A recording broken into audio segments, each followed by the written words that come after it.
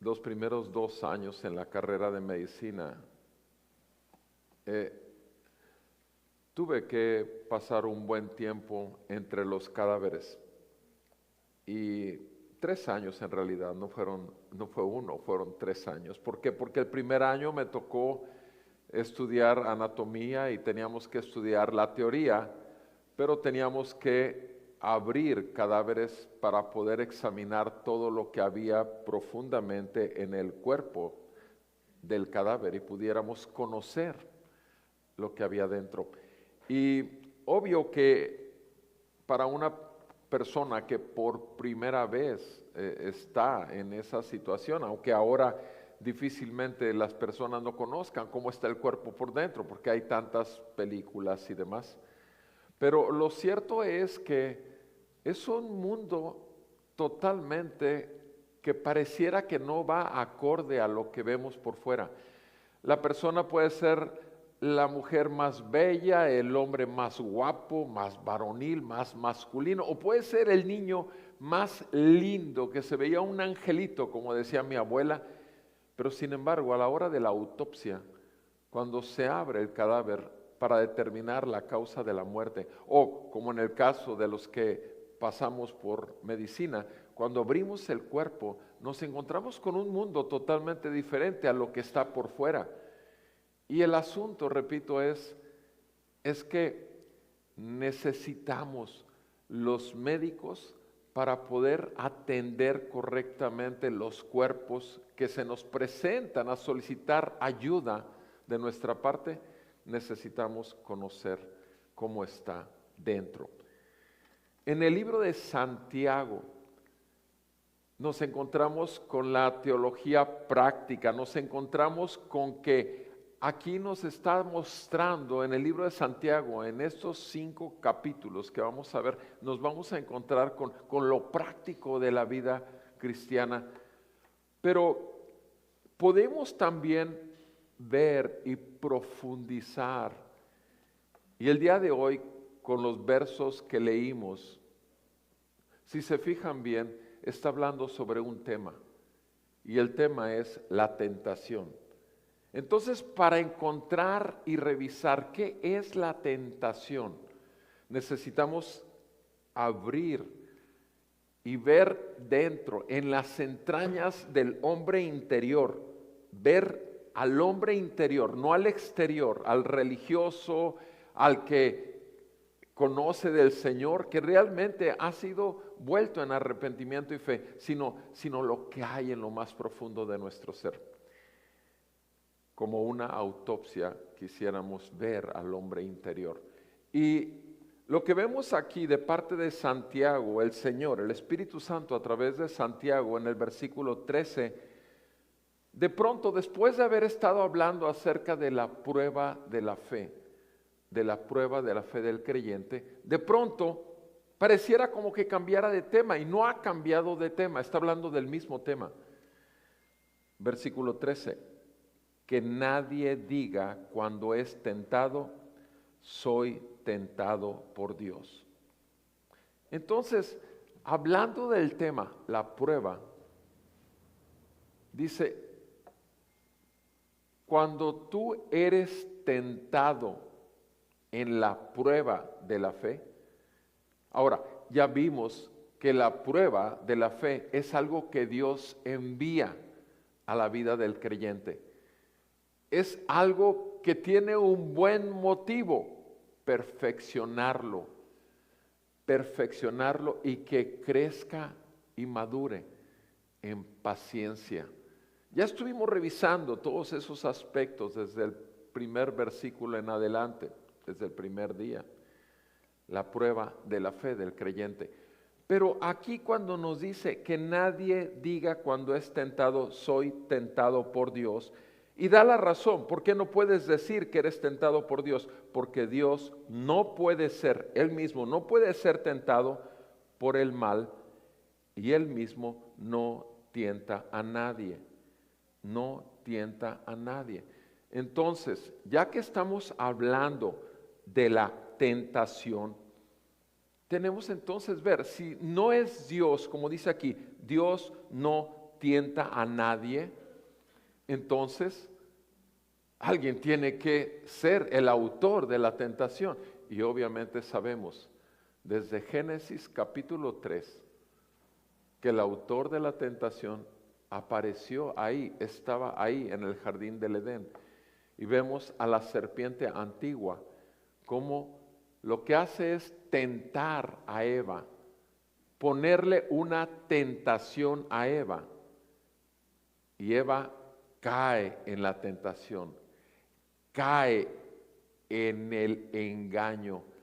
La raíz de la tentación tiene que ver con el engaño y tiene que ver con las apariencias. La raíz de la tentación tiene que ver con el padre de toda mentira y tiene que ver con Satanás, el diablo, el mentiroso y padre de toda mentira. Entonces, lo primero que tenemos que establecer claramente es que si Dios no es el que causa la tentación, el diablo sí lo hace. El diablo provoca la tentación. ¿Por qué? Dice aquí que Dios no tienta a nadie ni puede ser tentado. Pero dice el versículo 14, ¿qué es lo que el diablo utiliza para causar la tentación? ¿Qué es lo que el diablo utiliza para causar la tentación? Dice en el versículo 14, cada uno es tentado cuando es, número uno, llevado. Cada uno es tentado cuando cada uno es llevado. Número 2, seducido. Número 3, versículo 15, esa pasión concibe. Concepción es el tercer aspecto. Y número 4, el pecado es consumado, engendra la muerte. Entonces, la pasión, ahorita vamos a ver lo que es la pasión, porque está hablando simplemente de la pasión. Su propia pasión lo lleva, lo seduce, lo embaraza. Eso es concebir. Concebir es traer vida. Y por último, da a luz como un parto. Cuando habla de concepción y dar a luz, sabemos que esas palabras van acordes a una mujer embarazada. Cuando concibe, cuando ahí en su vientre hay vida, y esa vida tiene que venir y ser dada a luz. Exactamente de esta manera, en esta metáfora, es la que está usando Santiago para hablar acerca de la tentación. Vamos a ver ahora qué es eso de la pasión, porque si queremos revisar qué es la tentación, ya vemos que tenemos que ir a la raíz de respuesta a Satanás cuando él ofrece la tentación.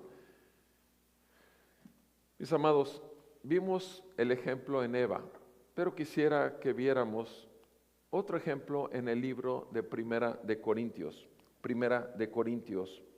Vayan conmigo al capítulo 10, por favor.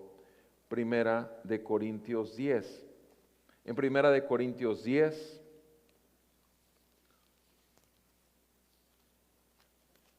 dice el apóstol Pablo de parte del Señor. Primera de Corintios 10. Y se refiere, cuando estamos leyendo esta porción, se refiere al pueblo de Dios que estaba en esclavitud en Egipto durante 400 años y cómo el Señor los sacó de Egipto, de esclavitud de Faraón, para llevarlo a la tierra que Él tenía preparado para ese pueblo, donde iban a vivir, como dice la palabra, en tierra que fluye leche y miel, con las mejores promesas, con la certeza que ese era el sitio donde Dios quería que vivieran y no en esclavitud.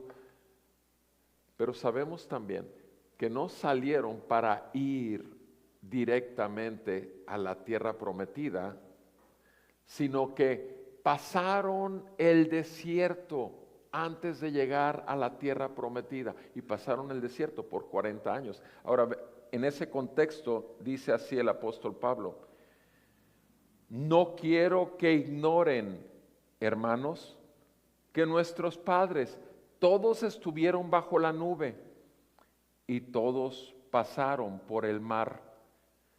¿A qué se refiere cuando habla acerca de la nube? Recordemos que la nube era la presencia misma de Dios y que había una columna de fuego. La nube en el día los cubría, pero la columna de fuego los llevaba y los alumbraba durante la noche.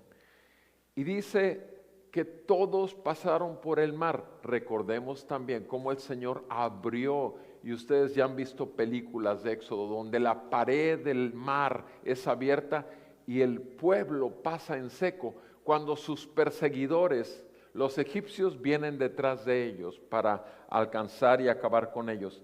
Todos estuvieron bajo la nube, todos pasaron por el mar. Versículo 2, y en Moisés, todos fueron bautizados en la nube y en el mar. Y Moisés es una figura de Cristo. Fueron bautizados en nube y en el mar porque pasaron por ahí, y todos comieron el mismo alimento espiritual.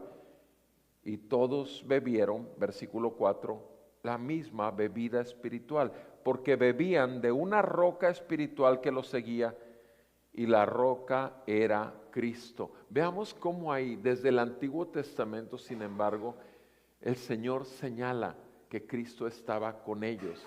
Cristo era el que calmaba su sed, el que les saciaba su sed, les daba esa agua. Versículo 5, sin embargo, Dios no se agradó de la mayor parte de ellos, pues quedaron tendidos en el desierto. ¿A quién se refiere que murieron en el desierto, quedaron tirados en el desierto? Bueno, se refieren a todo el pueblo de Israel, que fueron más de 3 millones de personas que salieron, y todos quedaron muertos en el desierto, excepto 2 de los que salieron. Que ciertamente en el desierto, en esos 40 años, muchas concepciones hubo, muchos partos hubo, y los hijos todos entraron a la tierra prometida. Pero dice el versículo 5, sin embargo, Dios no se agradó de la mayor parte de ellos, si nada más quedaron 2 de los que salieron, y quedaron tendidos en el desierto. Versículo 6, estas cosas sucedieron como ejemplo para nosotros, ¿a fin de qué? De que no codiciemos lo malo. Ahí está la palabra, codiciar lo malo. Codiciar implica desear. ¿Qué fue lo que sucedió con Eva en Génesis 3? ¿Qué es lo que dice la Escritura en Génesis capítulo 3? Dice la palabra del Señor en el versículo 6, Génesis 3, 6. Cuando la mujer vio que el árbol era bueno para comer. Ahora, ¿quién le hizo ver que el árbol era bueno? Satanás, la serpiente antigua, el padre de toda mentira. Ese árbol, Dios le había dicho a Adán que no tocara de él, que no comiera de ese árbol, porque el día que comiera de ese árbol moriría. Esa era la orden, no tocar ese fruto de ese árbol, porque el día que comas morirás. Sin embargo, Satanás le hizo ver a Eva que ese árbol era bueno. Y aquí lo dice el versículo 6, cuando la mujer vio que el árbol era bueno para comer y que era agradable a los ojos y que el árbol era deseable. Deseable, un sinónimo es codiciable, o sea que lo deseo, deseable para alcanzar sabiduría. Tomó de su fruto y comió, y dio también a su marido que estaba con ella, y él comió. En ese momento la desgracia del pecado entró y se manifestó en el mundo. Y a partir de entonces la desgracia cayó sobre toda la humanidad. Todos nosotros somos descendientes de Adán y de Eva, que cayeron en pecado, cediendo ante la tentación. ¿Por qué? Porque codiciaron lo malo. Volvamos al texto en 1 Corintios 10. En 1 Corintios 10 sigue diciendo el apóstol Pablo que todo eso que sucedió. Ahora, estamos al inicio de la creación en Génesis. Estamos a la mitad ahí o más adelante cuando está en Éxodo saliendo el pueblo, siendo liberado de cautividad. Y dice ahí en el versículo 6, 1 Corintios 10, 6, estas cosas sucedieron como ejemplo para nosotros, a fin de que no codiciemos lo malo, como ellos lo codiciaron. No sean pues idólatras, versículo 7, como fueron algunos de ellos. Versículo 8, no forniquemos como algunos de ellos fornicaron, y en un día cayeron muertos 23,000. No provoquemos al Señor como algunos de ellos lo provocaron y fueron destruidos por las serpientes. No murmuren como algunos de ellos murmuraron y fueron destruidos por el destructor. Vuelve a decir el apóstol Pablo lo mismo. Estas cosas, verso 11, estamos en 1 Corintios 10, 11, les sucedieron como ejemplo y fueron escritas como enseñanza para nosotros, a quienes han llegado el fin de los siglos. Por tanto, el que cree que está firme, tenga cuidado, no sea que caiga. El que piensa que está bien y que no le va a pasar nada y que no va a desear algo malo y que no va a codiciar algo malo, es el que va a caer más fácilmente.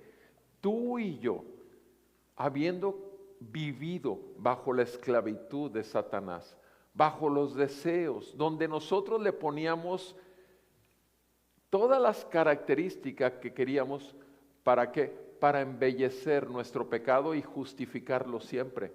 Si nos trabábamos aborreciendo a una persona, es porque nos hizo el mal. Si nosotros agarrábamos algo del trabajo, del material que había en la empresa, es que no me pagan lo suficiente. Si nosotros hablábamos mal de alguien, llamándole y trayendo mala reputación, es porque nos había hecho daño, le vamos a contestar igual. Si nos hacían mal, les hacíamos. O sea, siempre justificábamos y adornábamos, repito, cuando deseábamos lo malo. ¿Por qué? Porque nuestro Señor, aun cuando nosotros hicimos todo lo malo contra Él, Él hizo todo lo bueno. Él envió a su Hijo Jesucristo. ¿Para qué? Para salvarnos, para mostrarnos el perdón y misericordia, para llevarnos a un quebranto de la dureza del corazón. Nuestro Señor Jesús en la cruz, después que nuestros pecados lo habían puesto ahí, ¿qué fue lo que oró al Padre? Padre, perdónalos porque no saben lo que hacen. El Señor perdona, tiene misericordia, porque sabe que estamos muertos en nuestros delitos y pecados, porque sabe que somos esclavos del mal, porque sabe que estamos así unidos a Satanás, porque estamos nada más respondiendo con nuestros deseos que Él nos propone y nos pone como tentación. Mis amados, dice ahí, continúa diciendo 1 Corintios 10, 13, no les ha sobrevenido ninguna tentación que no sea común de los hombres. No les ha sobrevenido, o sea, ninguna tentación. Tú no puedes decir, pero es que la tentación para mí fue más grande, ni te imaginas por qué fue que caí en pecado. No, aquí dice que las tentaciones son comunes a todos los hombres.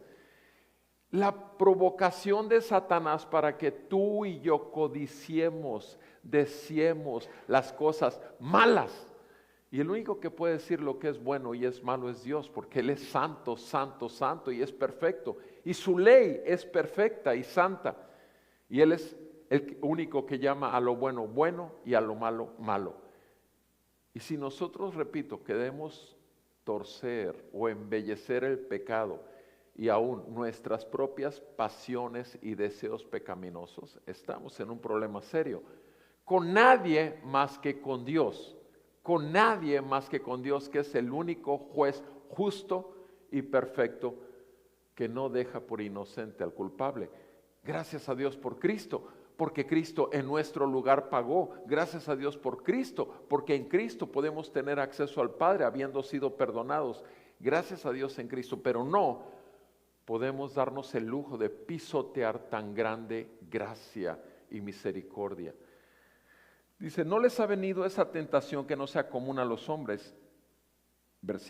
Sigue diciendo el versículo 13, 1 Corintios 10, 13, fiel es Dios que no permitirá que ustedes sean tentados más allá de lo que puedan soportar, sino que con la tentación proveerá también, ¿qué dice? La vía de escape. Siempre que tú y yo seamos tentados, siempre va a haber una vía de escape. ¿Quién va a escoger la vía de escape? ¿Quién va a escoger aquello que es codiciable? Dice, siempre va a haber una vía de escape a fin de que ustedes puedan resistirla.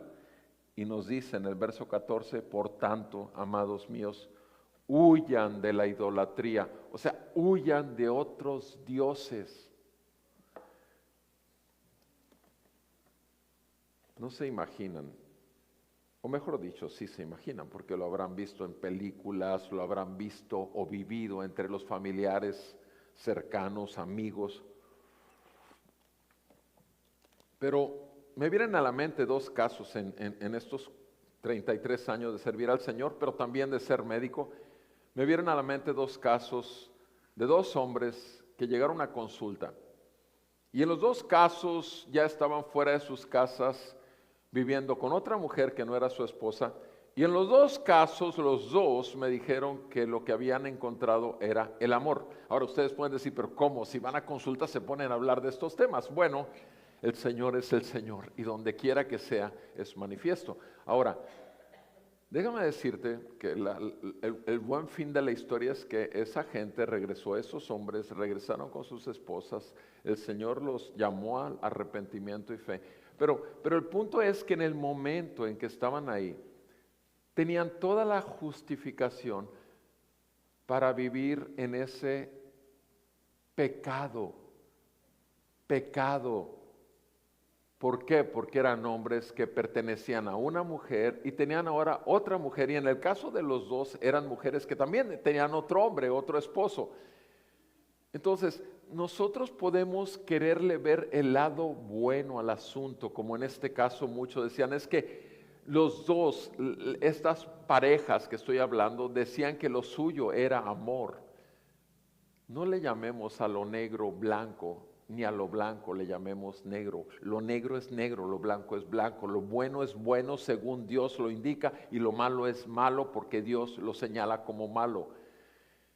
Y aquí el problema es codiciar lo malo y no entender que fuimos hechos para vivir recibiendo y viviendo en lo bueno que Dios ha preparado para nosotros que le amamos. Porque Él nos ama, entendemos ahora cuánto amor tiene para con nosotros, por eso le amamos a Él. Mis amados, dice aquí claramente que en toda tentación hay una salida, hay una vía de escape. Esto fue el pueblo de Dios. Quiero que vean ahí en Deuteronomio 8, por favor, refiriéndose al mismo asunto que acabamos de leer en Deuteronomio 8, escuchemos lo que Dios dice respecto a ese pueblo que fue sacado de esclavitud al desierto. Y ahora escuchemos cómo Dios habla. Estas palabras se las da a los hijos que nacieron en el desierto y que llegaron a la tierra prometida. A esos hijos cuyos papás pecaron contra Dios y quedaron muertos en el desierto. Fíjense cómo lo dice el Señor a esos hijos cuando están entrando a la tierra prometida. Todos los mandamientos que yo les ordeno hoy, tendrán cuidado de ponerlos por obra, a fin de que vivan, estamos en el versículo 1 del capítulo 8 de Deuteronomio, a fin de que vivan y se multipliquen y entren y tomen posesión de la tierra que el Señor juró dar a sus padres. Versículo 2, y te acordarás de todo el camino por donde el Señor tu Dios te ha traído por el desierto durante estos 40 años. ¿Para qué? Por 40 años los trajo por el desierto, para humillarte, probándote, a fin de saber lo que había en tu corazón, si guardarías o no sus mandamientos. Pregunta, ¿necesitaba Dios probar para él saber? ¿O necesitaba Dios, o mejor dicho, o necesitaba el pueblo de Dios que había sido liberado, conocerse un poquito más a fondo y darse cuenta de dónde estaba su corazón?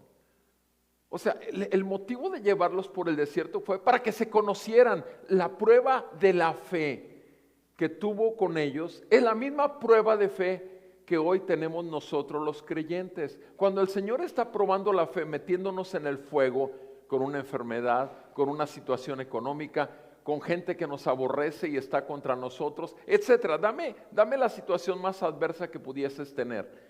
Pero tú eres creyente. Tú sabes bien que de esta, igual que de muchas más, el Señor te ha librado y te va a librar también. Y tú tienes que poner dos elementos. Está aquí la prueba de tu fe, pero tú estás tentado a resolver la situación porque es muy pesada, no puedes con ella, estás desesperado. Pero estás desesperado, pero tienes fe, lo que haces es esperar y ver que el Señor haga algo, que el Señor te dé sabiduría. Ya vimos que en el caso de la prueba necesitamos buscar al Señor sabiduría. Y buscar la sabiduría de Dios implica siempre buscar hacer las cosas en temor de Dios, porque el principio de la sabiduría es el temor de Dios. Entonces, podemos esperar y ver qué hacer de acuerdo a la voluntad de Dios, aún en el momento más crítico, o podemos buscar nosotros resolver las situaciones con nuestro intelecto, con nuestras capacidades, inclusive si son malas, si es con dinero mal habido, si es con un préstamo de esos que te meten intereses hasta donde ya no te imaginas, etcétera. O sea, con otros medios donde tú estás seguro que ahí está la salida. La prueba de la fe es para soportar y para ser humillado. La tentación es la salida fácil. Es caer en aquello que Satanás te está haciendo ver como una solución al problema y tú la ves fácil y por ahí te vas. Este pueblo fue llevado para ser probado. ¿Y qué es lo que está diciendo ahí? Seguimos en Deuteronomio 8, versículo 3. Te humilló, te dejó tener hambre y te alimentó con el maná que no conocías, ni tus padres habían conocido, para hacerte entender que el hombre no solo vive del pan, sino que vive de todo lo que procede de la boca del Señor. Tu ropa no se gastó sobre ti, ni se hinchó tu pie durante estos 40 años. Por tanto, debes comprender en tu corazón que el Señor tu Dios te estaba disciplinando como un hombre disciplina a su hijo. ¿Qué es lo que hacemos como padres? Disciplinamos a nuestros hijos. Les enseñamos que no se van a parar de la mesa hasta que se coman el último bocado y no van a dejar nada. Les enseñamos a recoger su plato, ir y lavarlo. Les enseñamos que su cama ya están grandecitos y deben preparar su cama. Nadie se las va a hacer. Les enseñamos. Todo eso, ¿cómo se llama? Disciplina. ¿Les gusta a nuestros hijos? Claro que no, por supuesto que no les gusta. Pero nosotros estamos humillándoles y haciendo ver que hay una autoridad en la casa y no son ellos. Somos nosotros los padres, porque sabemos que estamos siendo instrumentos de Dios en la formación de carácter probado. Y nuestros hijos obviamente van a estar tentados. y van a tratar de rebelarse. Como nosotros mismos, como hijos de Dios, estamos siendo probados en nuestra fe para ver si es cierto que nos sometemos al gobierno de nuestro Padre y que a través de la palabra de Dios que nos trae vida, lo ponemos por encima de todo lo que el mundo ofrezca. ¿Qué es lo que recibió este pueblo de Dios? Recibió el alimento de Dios, una galletita de trigo, de maná, un cereal, maná. ¿Y qué era lo que pedían ellos y querían comer ellos? Ellos querían codornices, ellos querían animales, ellos querían comer todo lo que habían comido de la basura que Egipto les propuso. Ellos querían y se quejaron de la comida que Dios les daba. Se quejaron, no la soportaron, cayeron en la tentación y se quejaron de que Moisés no los estaba alimentando bien. Se quejaron de Moisés mismo, que fue el libertador que Dios trajo para ellos como pueblo, y empezaron a murmurar contra Moisés. Se quejaron, lo mismo que, ¿cuánta gente no empieza en Cristo y se empieza a quejar? Nada más empecé como cristiano y me va como en feria. Y empieza a quejarse sin darse cuenta de que está quejándose del mismo Cristo Jesús que lo salvó. Mis amados, ¿vamos a ser humillados? ¿Vamos a ser probados? Sí, pero ya vimos que en toda prueba de nuestra fe el Señor está con nosotros. El Señor está intercediendo a la diestra del Padre por nosotros. No hay manera de que perdamos nosotros, de que fallemos en esa prueba, porque es de parte de Dios para el propósito de Dios. Pero eso puede ser usado por Satanás como una tentación, que fue el caso que estamos viendo. El pueblo de Dios fue tentado. ¿Y qué pasó? Cayeron en la tentación, murmuraron contra Dios por el líder que les dio, murmuraron contra Dios por la comida que les dio, y todos fueron bajo juicio, muertos en el desierto, muertos en el desierto. Amados hermanos, esto es serio, y además de serio, esto obviamente es peligroso. Pero vemos ahí en Deuteronomio 8 cómo es que era una prueba para que se dieran ellos mismos cuenta.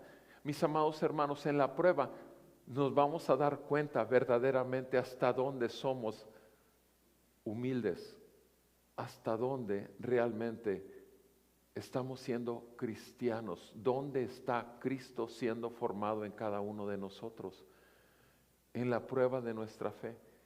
Satanás va a ofrecernos las salidas fáciles. Satanás va a estar seduciéndonos con la tentación. Y volvemos a nuestro texto, por favor. En nuestro texto que estamos viendo en Santiago, ¿qué dice? Cada uno, versículo 14, es llevado, seducido por su propia pasión. Llevado y seducido. El ser llevado y seducido requiere tiempo. No, una persona no es llevada y seducida de un día para otro, no. Es llevado y seducido con tiempo. Es llevado y seducido cuando empieza a considerar aquí en el pensamiento la posibilidad de hacer algo. Cuando es creyente que sabe bien que va contrario a Dios, sabe bien. ¿Por qué? Porque tú y yo sabemos lo que nos dice Efesios. Vayan a Efesios 2, por favor. En Efesios capítulo 2. Estamos en esta anatomía de la tentación. Y veamos cómo dice Efesios capítulo 2. Dice el Señor en el versículo 1. Él, Jesús, les dio vida a ustedes cuando estaban muertos en sus delitos y pecados. Todo ser humano nace muerto en pecado. Todo ser humano crece, se alimenta y vive con padres, pero está muerto en sus delitos y pecados, hasta que no le resplandece la luz del Evangelio. Versículo 2 habla acerca de esos pecados. En esos pecados ustedes, le dice Pablo a los creyentes de Éfeso, anduvieron en otro tiempo, según la corriente de este mundo, según lo que la sociedad y la cultura en que vivimos promueve. Hasta el momento actual, el mundo entero está en contra de Dios. La corriente de este mundo está en contra de Dios, igual que en esos tiempos de los Efesios. Porque esa corriente de este mundo es sujeta y está siendo ordenada por ¿quién? Ahí dice en el versículo 2, conforme al príncipe de la potestad del aire. ¿Quién es ese príncipe de la potestad del aire? Sabemos que está hablando de Satanás. Espíritu, y lo reconoce como un espíritu que gobierna, que opera en los hijos de desobediencia. Versículo 3, entre los cuales también, Pablo se apunta también y dice, todos nosotros en otro tiempo vivíamos en las pasiones de nuestra carne, en los deseos desordenados de nuestra carne, satisfaciendo los deseos de la carne y de la mente, y éramos por naturaleza hijos de la ira, lo mismo que los demás. Lo único que hace aquel que está sujeto a los deseos de la carne es que está como enemigo de Dios, está esclavo a Satanás y está sujeto a la ira venidera, al juicio de un Dios santo que no deja por inocente al culpable. Versículo 4, pero Dios, que es rico en misericordia, por causa del gran amor con que nos amó, aun cuando estábamos muertos en nuestros delitos, nos dio vida juntamente con Cristo. Por gracia ustedes han sido salvados. Qué hermoso que sin buscarlo nosotros, cuando estábamos muertos, cuando estábamos siguiendo las pasiones y los pensamientos que gobernaban nuestra vida, cediendo a toda tentación que el diablo nos ponía, gracias a Dios por Cristo, porque por gracia nos salvó. Versículo 6, y con Él nos resucitó y con Él nos sentó en lugares celestiales en Cristo Jesús. ¿Para qué? Para poder mostrar, dice el versículo 7, en los siglos venideros las sobreabundantes riquezas de su gracia, por su bondad para con nosotros en Cristo. Mis amados hermanos, nosotros la iglesia, nosotros el pueblo de Dios que ha venido en arrepentimiento de pecados a una fe en Cristo, somos la gloria de Dios manifiesta, las abundantes riquezas de su gloria, de su gracia, de su bondad para con nosotros en Cristo. Versículo 8, porque por gracia han sido salvados por medio de la fe. Y esto no es de ustedes, es un don de Dios. No es por obras para que nadie se gloríe. Sabemos bien que la única obra que tuvimos fue pecar y la gran obra fue Cristo Jesús pagando en nuestro lugar para darnos su vida y su espíritu. Versículo 10, porque somos hechura suya, somos hechura suya, creados en Cristo Jesús para hacer buenas obras, las cuales Dios preparó de antemano para que anduviéramos en ellas. O sea, Dios ya tenía preparadas las buenas obras para que nosotros viviéramos en ellas. Satanás va a seguir dándonos lata, va a seguir provocándonos a tentación, tentándonos, tratando de llevarnos, seducirnos, embarazarnos del pecado. Claro que sí, va a seguir intentándolo. Mis amados, tú y yo todo el tiempo vamos a tener una salida de la tentación. Y lo que tenemos que hacer es negarnos a nosotros mismos y nuestros deseos, negarnos a nuestras pasiones, negarnos a tratar de justificar nuestro pecado, poniéndole y adornándole con muchas cosas que el mundo te va a ofrecer para que puedas justificar el mal que Dios te dice, esto está bajo mi juicio, porque no es para lo que te crié, no te hice para vivir así. Mis amados, tú y yo no fuimos creados sino para vivir en esas buenas obras que Dios preparó de antemano para que anduviéramos en ellas. Mis amados hermanos, la tentación lleva, repito, un proceso Y dice la palabra claramente en ese proceso que nos está diciendo Santiago, Santiago 1, verso 14, cada uno es tentado cuando es llevado, cuando es seducido por su propia pasión.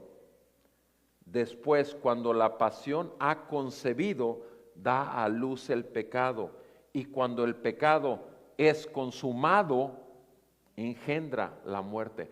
Al final de la cadena de elementos de la tentación, ¿cuál es el resultado final? Muerte, muerte. ¿Y quién es Jesús? Jesús es el camino, la verdad y la vida. Nadie viene al Padre si no es por medio de Él. Mis amados hermanos, tenemos a Cristo como nuestra vida. Tenemos en Cristo la promesa de vida eterna. Tenemos en Cristo ya hoy un intercesor que no deja de interceder continuamente por los que son suyos y aún por los que quiere atraer a sí mismos. El Señor nos tiene en el hueco de su mano. Romanos 6, vayan conmigo por favor ahí a Romanos capítulo 6. Recordemos que estamos revisando la teología de la vida cristiana. Estamos viendo las profundidades del hombre interior y obviamente es ahí donde se concibe el pecado y da a luz a la muerte. En Romanos capítulo 6, Romanos capítulo 6, quiero que vean por favor el versículo 6, Romanos 6, 6, dice el apóstol Pablo a los romanos: sabiendo esto, que nuestro viejo hombre fue crucificado con él para que nuestro cuerpo de pecado fuera destruido. ¿A fin de qué? A fin de que no seamos esclavos más del pecado, para que ya no seamos esclavos del pecado. Por eso tenemos que morir diariamente con él. En Lucas 9:23, lo acabamos de revisar hace unos domingos, nos dice claramente Jesús a los que querían seguirlo: niéguese a sí mismo, tome su cruz cada día y sígame. Niéguese a sí mismo, o sea, no busques tus propios caminos, no busques satisfacer tus propios deseos. Toma tu cruz cada día, crucifica tu carne, crucifica tus deseos, crucifica tus pasiones juntamente con Cristo, como dice aquí Romanos 6:6. Nuestro viejo hombre fue crucificado con él para que nuestro cuerpo de pecado fuera destruido. Versículo 7, Romanos 6:7. Porque el que ha muerto ha sido libertado del pecado. Y si hemos muerto con Cristo, creemos que también viviremos con él. Sabiendo esto, versículo 9, sabiendo que Cristo, habiendo resucitado entre los muertos, no volverá a morir, ya que la muerte no tiene dominio sobre él. Porque, versículo 10, en cuanto él murió, murió al pecado de una vez para siempre, pero en cuanto Jesús vive, vive para Dios. Versículo 11, así también ustedes, considérense muertos para el pecado, pero vivos para Dios en Cristo Jesús.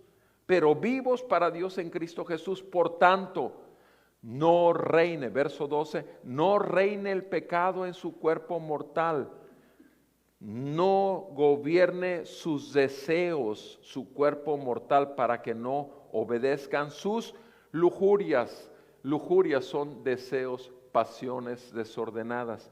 No presenten, versículo 13, los miembros de su cuerpo al pecado como instrumentos de maldad, de iniquidad, sino preséntense ustedes mismos a Dios como vivos entre los muertos, y sus miembros preséntenlos a Dios como instrumentos de justicia. ¿Por qué? Versículo 14, porque el pecado no tendrá dominio sobre ustedes, pues no están bajo la ley, sino que ustedes están bajo la gracia. Mis amados, versículo 17 dice: gracias a Dios que aunque eran esclavos del pecado, se hicieron obedientes de corazón a aquella forma de enseñanza a la que fueron entregados, habiendo sido libertados del pecado, versículo 18, se han hecho siervos de la justicia. Hablo, versículo 19, dice Pablo, en términos humanos, por causa de la debilidad de su carne, porque de la manera que presentaron sus miembros como esclavos a la impureza y a la iniquidad para iniquidad, así ahora presenten sus miembros como esclavos a la justicia para santificación, amados hermanos. El problema con la tentación, ¿cuál es? Ya vimos que la finalidad de la prueba de la fe es que sea manifiesta la vida de Cristo. La prueba de la fe es para que pasemos la prueba de nuestra fe. ¿Nuestro Señor Jesús fue tentado? Claro que sí, en los evangelios está escrito. En Lucas capítulo 4, vean conmigo cuando Jesús fue tentado y vean cómo esta prueba de su fe, que fue utilizada por Satanás como tentación, no trajo resultados como tentación, pero sí como prueba de fe. Y vean conmigo por favor en Lucas capítulo 4, versículo 1 y 2. Lucas capítulo 4, verso 1 y 2.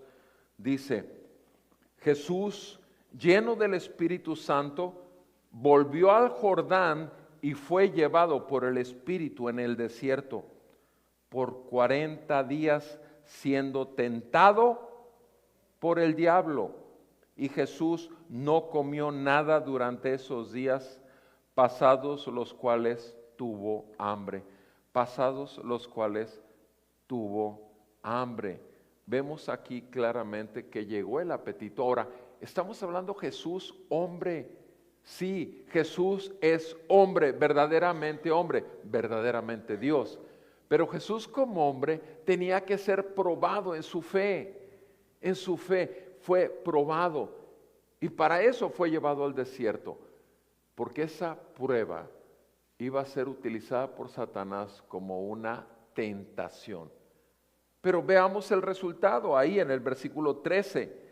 Cuando el diablo hubo acabado toda tentación, así dice ahí en el versículo 13, Lucas 4:13, cuando el diablo hubo acabado toda tentación, se alejó de él esperando un tiempo oportuno. ¿Qué fue lo que sucedió? Que no respondió Jesús a sus deseos humanos, los controló, su hambre, su sed, todo lo que él podía desear y codiciar, lo sujetó al único al que estaba gobernando su vida, su Padre, porque él es el Hijo del Hombre. Cuando el diablo hubo acabado toda tentación, se alejó de él esperando un tiempo oportuno para volver a tentarlo. Sabemos que en Getsemaní lo volvió a tentar y falló también Satanás, porque Jesús claramente dijo al Padre que no se haga mi voluntad sino la tuya. Ahora, volvamos al texto, en Lucas 4:14. ¿Qué fue lo que sucedió? Ya vemos lo que pasó con el diablo, se fue, luego que fracasó al tentar a Jesús. Pero ¿qué pasó con Jesús? El Hijo de Dios, en este caso el Hijo del Hombre. Jesús regresó a Galilea en el poder del Espíritu. Cuando tú y yo somos probados en nuestra fe, pasamos la prueba de nuestra fe, pasamos y terminamos en el poder del Espíritu Santo que estuvo con nosotros fortaleciéndonos, que estuvo en nosotros edificando y fortaleciendo al hombre interior, que estuvo con nosotros dándonos la paciencia que requería ese tiempo de prueba de nuestra fe, porque fue una prueba de fe. No caímos en la tentación, no dejamos que el diablo la usara, sino que siguió como una prueba de fe. Y al pasar la prueba de fe, terminamos con paciencia, terminamos siendo más perfectos o perfeccionados, como dice Santiago, que al terminar la prueba. Y saben una cosa, estamos más maduros, más fuertes espiritualmente hablando. Cada prueba de nuestra fe nos fortalece, pero cada prueba de nuestra fe va a ser un tiempo de tentación de Satanás para que nosotros pequemos contra Dios. Mis amados, la prueba de nuestra fe produce paciencia Y dice aquí, Santiago 1, versículo 3, sabiendo que la prueba de su fe produce paciencia, versículo 3 del capítulo 1, y que la paciencia tenga su perfecto resultado para que ustedes, ¿qué? Sean perfectos y completos sin que les falte nada. Entonces, amados hermanos, aquí tenemos la misma prueba de fe, por eso está en el mismo capítulo hablando desde el otro ángulo, que es una realidad. Ahí va a estar el tentador. ¿Qué es lo que podemos resumir? El fin de la prueba es crecer en el poder de la gracia, y el poder de la gracia es el poder del Espíritu Santo. El fin de la prueba es que crezcamos en madurez.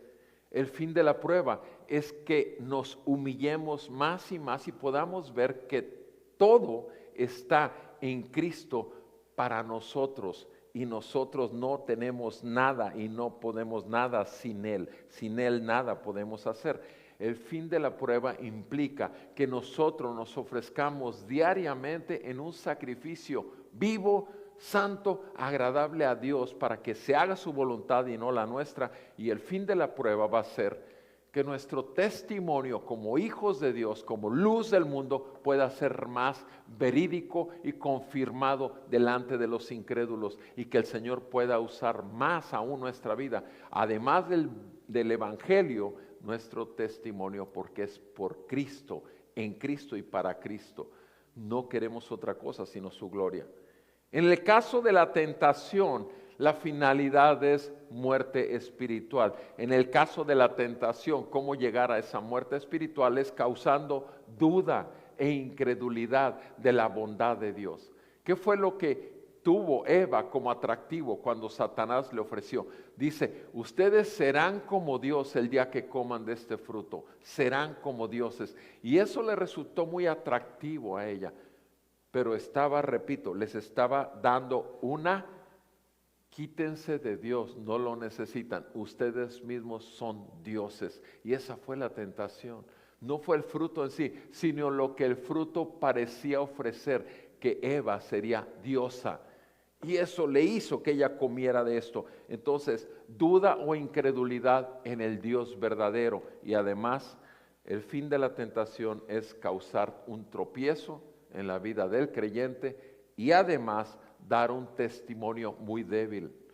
Mis amados hermanos, anoche estábamos viendo un pequeño documental. Hubo un hombre, un pastor. Cuando tenía pocos años en la fe, sirviendo yo al Señor, ese hombre, ese pastor en Colorado, era el presidente de todas las iglesias evangélicas de Estados Unidos.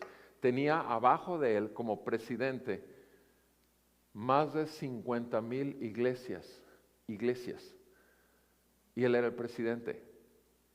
Y de pronto un día, un prostituto, o sea, alguien que vende sus servicios sexuales, hombre, va a una televisora americana y se pone en una entrevista a decir que lleva 3 años donde sus servicios sexuales son pagados por ese pastor, Ted Haggard. Y Ted Haggard paga 3 años sus servicios sexuales, y además le pide al prostituto, le pide que consiga cierta droga para pasar un mejor tiempo juntos. Y todo eso ocurrió hace unos 25, 28 años que ocurrió esto. Y saben que lo terrible de todo es que este hombre, que al final, lo primero que me tocó, me acuerdo en aquel tiempo, fue impactante para mí cuando un agente de televisión llega a la iglesia, termina el pastor su servicio, va en su carro ya con su esposa y sus hijos, y el pastor lo detiene, se para por la ventanilla, pasándole el micrófono, y de hecho eso está grabado ahí en YouTube. Le pasa el micrófono al pastor y le dice: Él dice, ¿cómo pueden ustedes creer? Porque le preguntan, pastor, ¿qué dice usted respecto a estas declaraciones de este hombre? ¿Cómo pueden ustedes creerle a un hombre así de corriente que ha desperdiciado su vida y comparado con un hombre de Dios? O sea, así, y lo dice, eso lo dijo el día del domingo. El mismo viernes ya estaba confesando su pecado y aceptando. Y la iglesia lo que le dijo es, vete por un tiempo, que se calmen las aguas, llévate a tu familia, desaparécete de aquí. ¿Y qué creen ustedes? Que años después él regresa, y si ustedes lo ven ahorita en estos últimos 10, 15 años, otra vez es pastor, y otra vez en el mismo lugar, en Colorado. O sea, dejen ustedes el que si fue cristiano real y cayó en pecado, pero ¿cómo es posible que se atreva a tomar otra vez un llamado tan sagrado cuando el requisito para ser un pastor es haber sido hombre de una sola mujer? Y este no fue de una sola mujer, fue de una mujer y de un hombre también. Mis amados hermanos, esto es no tener temor de Dios, y esto es ver el púlpito como una fuente de ganancia nada más. Y ese es el gran problema de la iglesia el día de hoy. En muchos de los casos no es nada más nuestra carne que de por sí está débil para caer en tentación, en lugar de estar fuerte espiritualmente por no tener el alimento que está nutriendo y el Espíritu lo está usando en la vida del creyente para manifestar la gloria de Cristo. Pero lo cierto es, como dice el pasaje que leímos en 1 Corintios 10, versículo 12, el que piense estar firme, tenga cuidado de no caer. El que piensa estar firme, el que dice, a mí no me va a pasar porque soy muy cristiano, más fácil que ocurra contigo. Puede pasar conmigo, estoy plenamente convencido. Cada día estoy seguro que mi única seguridad se llama Cristo y no Roberto Perales. Y cada día dependo de mi Señor y cada día dependo del trono de la gracia y no puedo. Roberto Perales no puede con las cosas santas, sino es solo por el Espíritu Santo que me ha dado y el que te ha dado a ti y por el cual veniste en arrepentimiento de tus pecados a Él, a conocerle. Cristo murió en la cruz por pecadores. Cristo resucitó de los muertos y nos ha dado el poder de su resurrección para vivir una vida santa y agradable a Él. Que el Señor siga santificando a su pueblo y que el Señor siga llamando a los perdidos al arrepentimiento y a la fe. Vamos a orar. Amado Padre Celestial, te damos gracias por esa salvación tan grande, Señor, por esa misericordia que tienes día con cada uno de nosotros.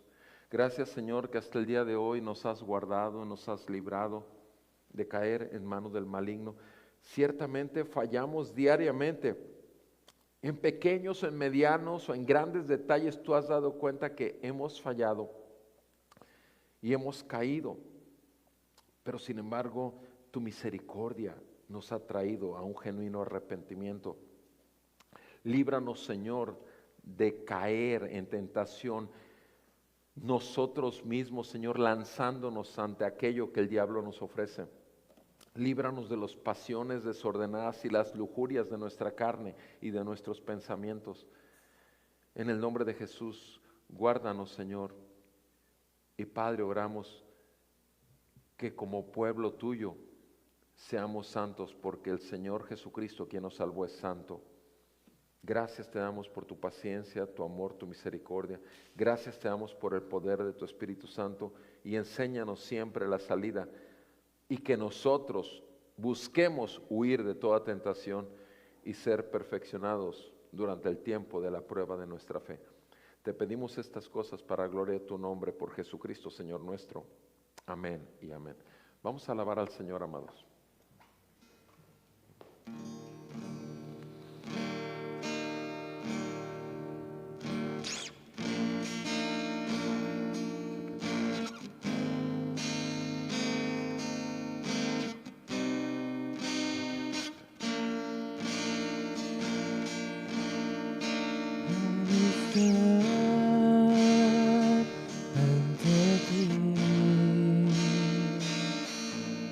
Adorando frente al mar de cristal.